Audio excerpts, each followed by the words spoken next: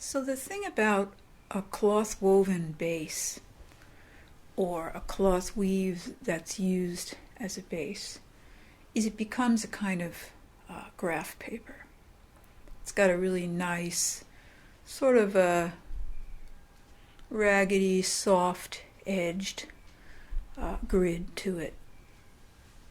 And I guess probably the first time I did it, the first thing that occurred to me was it was just like cloth graph paper.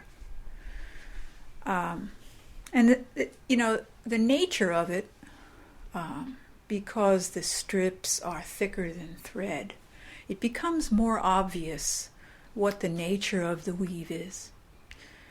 Every single box created by these intersections has open edges.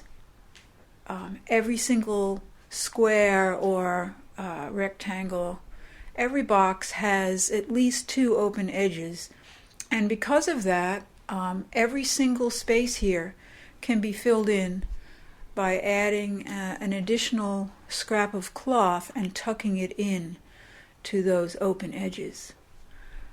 It's important to have a little, at least a quarter of an inch. Sometimes I consider more than that, so that after it's tucked in, it can be basted down and not come out. Once the block is woven or the base is woven and you baste all the way around the edge, it is secured, but the middle of it, where the weave is still free. And this method offers a really interesting approach to patchwork because it's quite secure, but it still has that beautiful, soft, raggedy feel about it. It's a great way to use some of the little components that I dye, the circles and things like that. There's a lot of playing that can be going on. I just did this one quickly, and the first thing I did was that little red square, and I just cut it to fit, a little bit elongated and tucked it in there. The second piece goes all the way through and covers basically two boxes.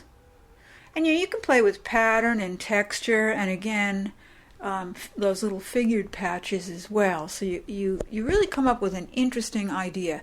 The other thing I want to mention is that this kind of thing is sort of accumulating lots of layers. So it's best to work with really thin old cloth.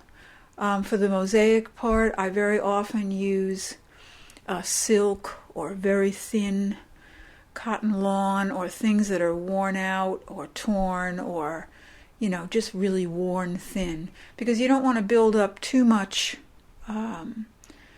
layers. You've got the two layers from the weaving, and you've got a foundation if you did apply it to a foundation, and then you've got these little patches. But if you use really thin cloth, I find that, because the other nature of weave is that it's broken up, and there's a drape to it. It can bend much more easily because of the fact that it's made up of little pieces. So yeah, I've got a lot of cloth weaving stuff that I want to talk about. This is the simplest form of the mosaic that I had started out with, and I've done some other things in the meantime. So this now, though, has, although I started in the same place, this has become a little bit of a different thing. I almost like it as much or more than the one I started with, maybe because of the blues, the deepness of them.